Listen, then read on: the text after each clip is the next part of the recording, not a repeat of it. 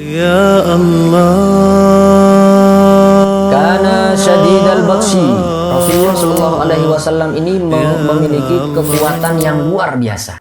Karena beliau adalah utusan Allah, diberi kesempurnaan dalam segala hal, diantaranya adalah dari segi kekuatan. Ngoten nggih?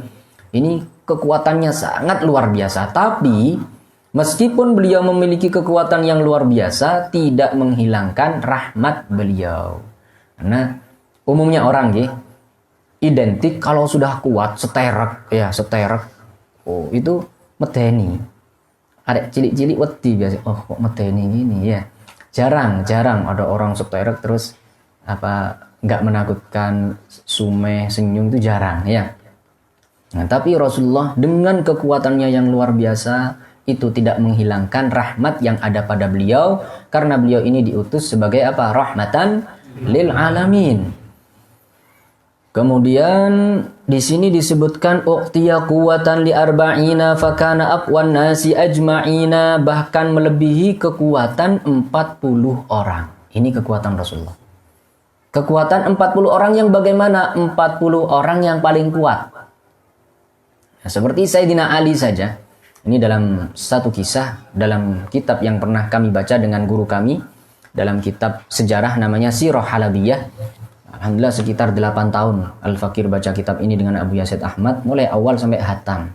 Karena tebal 1600 atau 1500 halaman kitabnya ya ikhwan. Alhamdulillah saya baca mulai masih baru sampai hatam kurang lebih 8 tahun dengan beliau. Dan alhamdulillah sudah saya ikhtisar kitab ini menjadi kitab, sekarang sudah saya jadikan 400 halaman. Namanya Siratu Khairil Bariyah. Tapi nggak saya terjemahkan seperti ini. Mungkin sementara masih bisa dibaca di kalangan pesantren. Nah ini alhamdulillah ketika saya ikhtisar atau meringkas, sebagian keterangan-keterangan dalam kitab itu juga ikut nyangkut, nempel.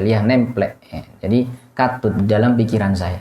Di antara yang kami baca dengan Abuya dalam kitab itu apa? Sayyidina Ali karramallahu wajhah ketika dalam peperangan Khaybar. Nah, peperangan Khaybar ini terjadi tahun 7 Hijriah atau ketika usia Rasulullah 57. Ya, 50 tahun. 3 tahun sebelum Rasul 60 tahun, 3 tahun sebelum Rasulullah wafat. Ini peperangan Khaybar. Usia Kanjeng Nabi pinten 60. Kemudian Rasulullah memerintah Sayyidina Ali untuk dengan beberapa prajurit dari kalangan sahabat untuk apa? Mengepung satu benteng namanya Hisnun Naim. Nah, benteng Naim ini benteng yang paling besar, yang sulit untuk ditaklukkan. Dikatakan dalam peperangan Khaybar ini sampai berbulan-bulan. Lama sekali. Makanya ketika mengalami kemenangan Rasulullah sangat senang. Bergembira sekali. Terlebih bareng dengan kedatangan Sayyidina Ja'far bin Abi Thalib. Bukan Ja'far bin Abi Bakar ya. Sayyidina Ja'far bin Abi Thalib. Siapa beliau? Kakaknya Sayyidina Ali. Sayyidina Ali ini punya kakak namanya Ja'far bin Abi Thalib. Selisih usianya 10 tahun. Nah, ketika tahun 7 kenabian. Ketika 7 kenabian usia Rasulullah berapa? 47. Sayyidina Ali ini hijrah kemana? Ke Habasyah. Ke Ethiopia. Ya. Ke Habasyah. Kemudian ketika beliau baru hijrah ke Habasyah, Rasulullah dan orang-orang yang ada di Mekah diembargo atau diasingkan di satu lembah namanya Lembah Abu Thalib selama 3 tahun. Walhasil usia Rasulullah ketika itu 47 tahun, Sayyidina Ja'far dan 80 orang hijrah ke Ethiopia namanya Habasyah. Mulai itu sampai usia Rasulullah 60, berarti sekitar 13 atau 14 tahun gak pernah berjumpa dengan Rasulullah. Ya, kalau zaman kita sekarang kan bisa video callan, bisa WhatsApp, bisa chatting ya. Zaman itu gak bisa ya ikhwan. Walhasil Sayyidina Ja'far bin Abi Thalib tiba-tiba pulang, gak ada kabar ya. Dan pulangnya Sayyidina Ja'far bin Abi Thalib bertepatan dengan Fathu Khaybar, kemenangan dalam Khaybar yang berbulan-bulan ini. Akhirnya Rasulullah dari senangnya, dengan senang 2 hal. Sepupunya datang, ya sepupunya atau misanannya datang. Rasulullah bersabda, La adri bi ayyihima farihtu bi qudumi Ja'far am bi fathi Khaybar. Saya nggak tahu. Sekarang ini saya bergembira lantaran apa? Apakah lantaran Fathu Khaybar atau datangnya Ja'far? Tapi dalam jangka setahun, tahun ke-8 Hijriah, Sayyidina Ja'far bin Abi Thalib ini oleh Rasulullah diperintah untuk menjadi pemimpin dalam peperangan Mu'tah. Ini ketika Sayyidina Ja'far perang, beliau mati syahid.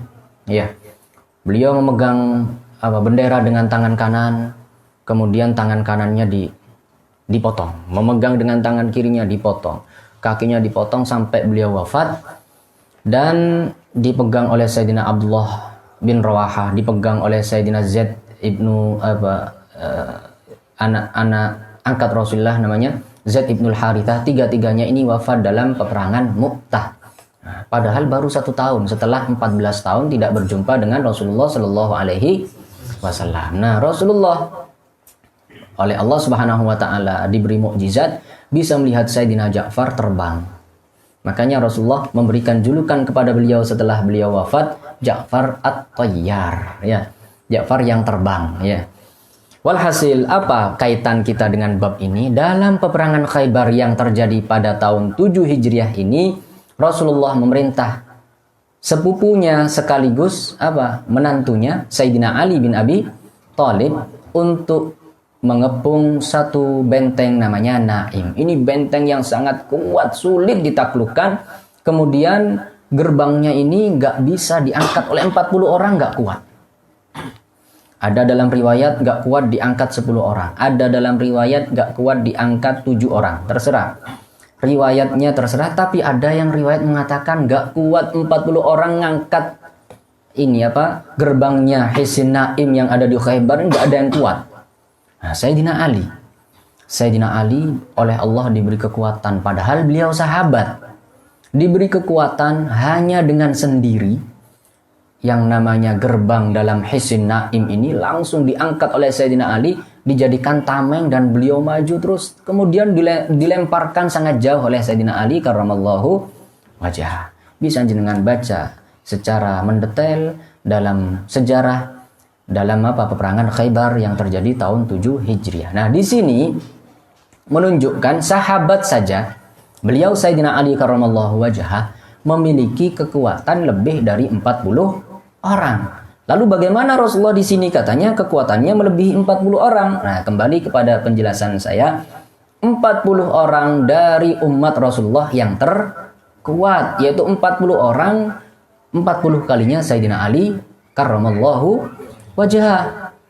Suatu saat, ini dalam kitab Sirah Halabiyah juga, dalam Fathu Makkah. Fathu Makkah ini terjadi pada tahun 8 Hijriah, 2 tahun sebelum Rasulullah wafat, yakni 1 tahun setelah peperangan Khaybar tadi.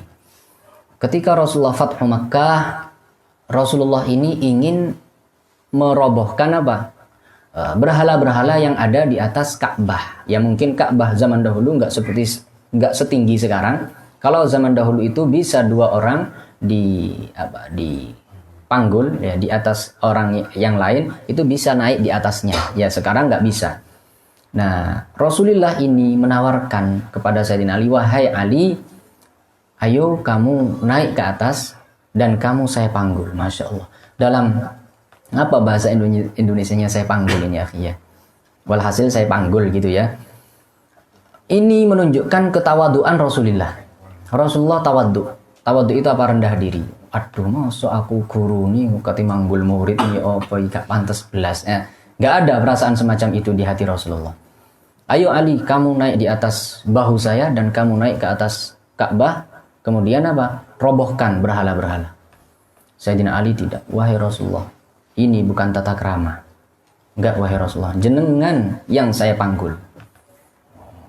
Rasulullah kenapa tadi? Ya pertama tawadhu, yang kedua Rasulullah itu tahu Sayyidina Ali nggak mungkin kuat gitu ya. Walhasil Sayyidina Ali menyiapkan dirinya dan Rasulullah naik di atas bahu beliau. Ternyata Sayyidina Ali nggak bisa berdiri, nggak kuat sama sekali. Padahal tadi dalam setahun sebelumnya beliau kuat mengangkat benteng pintu gerbangnya benteng Naim di dalam peperangan Khaybar. Nah sekarang nggak bisa mengangkat Rasulullah. Rasulullah tersenyum. Ayo sudah, gimana Ali? Nggak bisa. Ya sudah, ayo sekarang kamu yang naik di atas bahu saya. Masya Allah. Akhirnya Sayyidina Ali naik di atas bahu Rasulullah, dan Sayyidina Ali lah yang apa?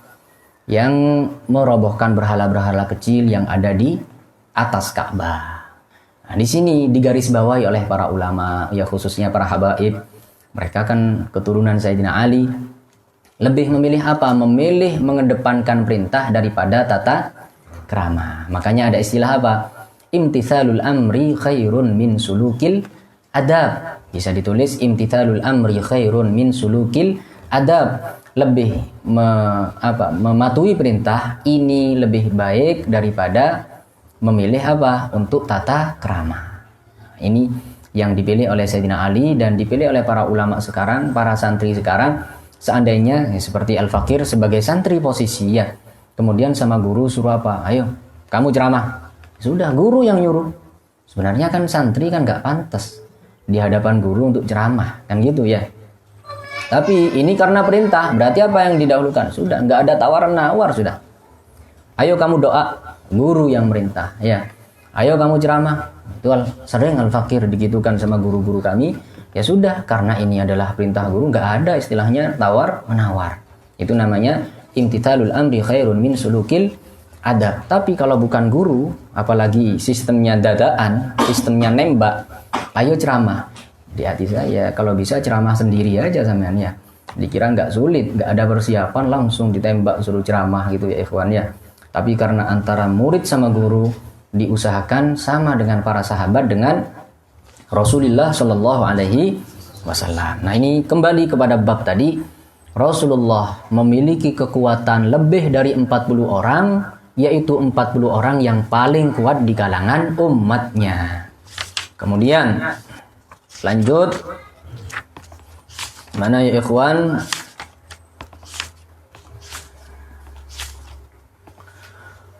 Fakana aqwan nasi ajma'ina hadza rukana. Ya Allah, saya ingat 6 atau 5 tahun yang lalu Abuya baca ini di Madinah. Hadza rukanatu syadidul quwwati. Masya Allah. Di sini dikasih kisah sama Ja'far. Ini Abuya gitu ya. Ini kan dibaca di Madinah ya ikhwan. Sama Abuya, kitab saya ini alhamdulillah dibaca sama Abuya di majelis beliau di Madinah. Saya ingat ketika beliau memberi keterangan ini. Hadza rukanah, Masya Allah. Ja'far di dalam menazamkannya memberi kisah juga. Nah, gitu ya. Jadi ada kisahnya. Syadidul quwwati sara'ahu yauman bi Makkati. Rukanah, ada seseorang namanya Rukanah. Ini dikenal orang yang terkuat di Quraisy. Sampai mengundang orang-orang Arab dari luar Mekah untuk apa? Untuk gulat, semuanya kalah dengan yang namanya Rukanah. Kuat sekali. Sara'ahu yauman bi Makkati. Ya, suatu saat di satu lembah di Mekah, Rasulullah Shallallahu Alaihi Wasallam menawarkan agar Rukanah ini masuk Islam. Wahai Rukanah, ayo kamu ikut agama saya, masuk Islam. Nah, terus Rukanah ini apa? Minta tanda kalau memang kamu ini adalah utusan Allah. Apa tandanya? Kan tandanya itu harus ada mukjizat. Makanya Nabi itu hukumnya wajib menampakkan mukjizat. Tapi kalau wali nggak wajib menampakkan keramat ya.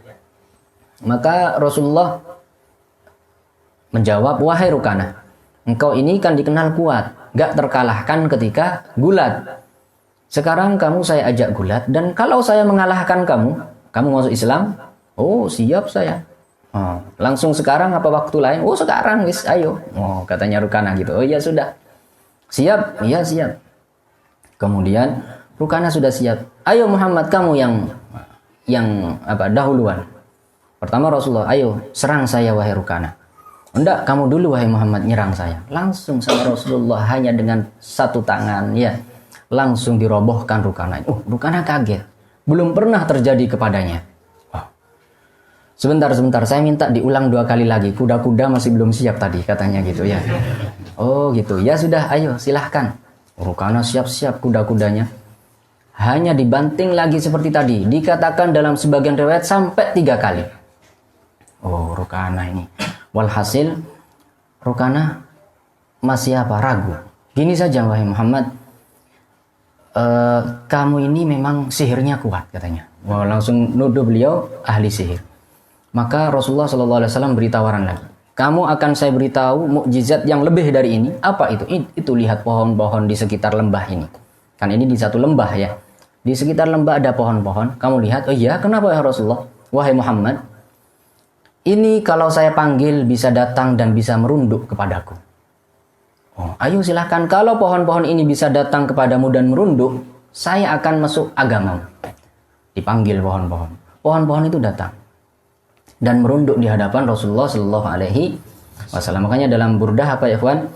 Ja'at li da'watihil asjaru sajidatan tamshi ilaihi ala saqin bila qadami. Ya, ja'at li da'watihi. Pohon-pohon saja datang kepada dakwah atau panggilan Rasulullah Shallallahu Alaihi Wasallam tanpa ada kakinya datang dan merunduk di hadapan Rasulullah, sajidatan, merunduk. Ya. Rukanah geleng-geleng lagi. Alangkah kuatnya sihirmu, wahai Muhammad. Masih gitu. Masih belum dapat hidayah dari Allah Subhanahu wa Ta'ala. Itulah terkadang orang ini bukan dapat hidayah bukan karena dekatnya dengan Rasulullah. Bukan karena dekat jaraknya, bukan karena sezaman dengan beliau, juga bukan karena kerabat. Makanya Abu Lahab ini kerabatnya Rasulullah, kerabat terdekatnya Rasulullah. Bahkan paman aslinya Rasulullah. Arti paman aslinya apa? Abu Lahab dengan ayahanda Rasulullah ini satu ibu. Ibunya namanya Fatimah, istrinya Abdul Muttalib. Abdul Muttalib punya banyak istri, di antara istrinya namanya Fatimah. Fatimah punya dua putra, Abdullah sama Abu Lahab. Nah, Abdullah ini adalah ayahanda Rasulullah. Beliau wafat ketika Rasulullah ada di dalam perut ibunya masih usia 2 bulan. Wafat setelah pulang di usia 18 tahun. Pulang dari Syam karena berdagang, wafat di Madinah dan dikebumikan di Madinah. Di mana makamnya? Sebagian ahli sejarah mengatakan makamnya sekarang ini dekat dengan Babus Salam. Jenengan kalau umroh atau haji, ya mudah-mudahan jenengan diberi kemudahan oleh Allah untuk bisa haji, untuk bisa ziarah Nabi. Di sana kan banyak pintu. Pintu yang pertama namanya Babus Salam. Nah, lewat Babus Salam ini dianjurkan. Kenapa kok ada anjuran? Bukan anjuran khusus secara lafaz dari Rasulullah, kalau ziarah kepadaku lewatlah Babus Salam. Tidak. Tapi dulu di zaman Rasulullah itu untuk bisa masuk ke Masjid Nabawi itu lewat namanya khawkhah. Khawkhah itu gang-gang. Jadi gang itu banyak di zaman Rasulullah. Ada gangnya siapa? Gangnya fulan, gangnya fulan. Maka semua gang oleh Rasulullah suruh nutup. Kecuali khawkhah atau gangnya Sayyidina Abu Bakar. Yang sampai sekarang menjadi Babus Salam dulu adalah gang rumahnya Sayyidina Abu Bakar As-Siddiq radhiyallahu taala anhu. Oleh Rasulullah diperintah untuk dibiarkan biar orang-orang bisa lewat sana semua. Sampai sekarang menjadi bab atau pintu pertama di Masjid Nabawi. Nah, ketika kita masuk Babus Salam, kita noleh sebelah kiri. Nah, kan Madinah ini menghadap kiblatnya, menghadap Mekah berarti menghadap utara. Kalau kita belok ke kiri, kita berarti menghadap ke selatan. Karena kita ke arah Rasulullah SAW ini ke arah apa? Timur atau barat? Kalau sana selatan berarti sana timur apa barat? Selatan. Oh iya, timur, ke arah timur ya. Maka ketika kita menoleh ke utara di Babus Salam, sekitar 2 atau 3 langkah, di sanalah dikatakan makam atau dikebumikannya Sayyidina Abdullah, ayahanda Rasulullah Shallallahu Alaihi Wasallam. Walhasil, tinggal satu putranya Fatimah yang bernama Abu Lahab. Abu Lahab ini paman asli Rasulullah. Ketika Rasulullah lahir, langsung budak wanitanya Abu Lahab yang bernama Thuwaibah al-Salamiyah lari memberi berita gembira. Saking gembiranya Abu Lahab. Kenapa kok gembira sekali Abu Lahab? Karena barusan saudara aslinya yang bernama Abdullah wafat, sekarang diganti dengan putranya yang barulah. Senang dengan kelahiran Rasulullah bukan karena Nabi dan Rasul, bukan. Karena ini pengganti saudara. Dan kesenangan ini diungkapkan dengan membebaskan budak wanitanya tadi yang bernama Thuwaibah. Maka lantaran ini setiap hari Senin, Abu Lahab ini diberi keringanan azab oleh Allah Subhanahu wa Ta'ala. Itu ceritanya. Akan tetapi, kita kembali kepada pembahasan. Karena Abu Lahab bukan dari ahli hidayah, sudah tercatat di sisi Allah orang ini nggak dapat hidayah. Meskipun dekat zamannya dengan Rasulullah, dekat tempatnya, bahkan kerabat dengan Rasulullah, tapi bukan ahli hidayah, tidak mendapat hidayah. Ngoten nggih? Rukanah, sudah jelas di depan matanya ada mukjizat. Mukjizat dia dirobohkan 3 kali, alasan kuda-kudanya kurang tepat, ya. Kemudian mukjizat pohon-pohon itu bisa datang kepada Rasulullah dan merunduk sujud di hadapan Rasulullah. Masih tidak percaya. Akan tetapi alhamdulillah Rukanah ini ahli hidayah, tapi bukan waktu itu, ketika Fathu Makkah. Makanya ini di catatan kaki bisa dengan baca Rukanah ibnu Abi Yazid ibnu Hashim ibnu Abdul Muttalib masuk Islam ketika Fathu Makkah, bukan ketika oleh Rasulullah digulat tadi, ya. Yang ada yang berpendapat beliau masuk Islam setelah bergulat. Ini ada pendapat seperti itu, tapi pendapat mayoritas sebagaimana dalam kitab Al-Isabah halaman 492 juz 2, beliau ini masuk Islamnya Fathu Makkah. Nah, begitu. Tapi alhasil alhamdulillah beliau masuk Islam dan beliau ahli hidayah. Kemudian saya lanjutkan sedikit. Ada lagi orang namanya Abul Aswad Al-Jumahi. Abul Aswad Al-Jumahi ini apa? Kana ala jildin walam yuzahzahi binaz'atin syadidatin min asyarah naza'ahu min fawqi jildil baqarah. Ini juga orang yang sangat kuat sekali. Kalau ada di atas kulit baqarah atau kulit sapi, itu ditarik oleh 10 orang, ini nggak bergerak, nggak bergeming sama sekali dari kuatnya. Maka oleh Rasulullah Shallallahu Alaihi Wasallam hanya ditarik dengan 1 tangan, kemudian Abul Aswad Al-Jumahi ini dirobohkan. Tapi karena dia bukan ahli hidayah, dia tidak masuk Islam, entah karena gengsi atau bagaimana, menuduh Rasulullah Shallallahu Alaihi Wasallam ahli sihir. Ngoten nggih.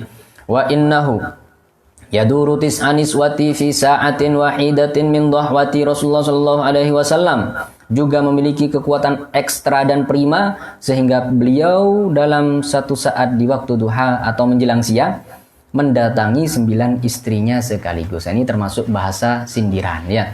Pasti kita bisa memahami maksudnya mendatangi apa? Ya, mendatangi artinya ya, layaknya suami istri. Di satu waktu, di waktu siang, waktu duha, awal siang, ini Rasulullah dalam satu waktu mendatangi 9 istrinya, menunjukkan ini kekuatan yang prima, kekuatan yang luar biasa.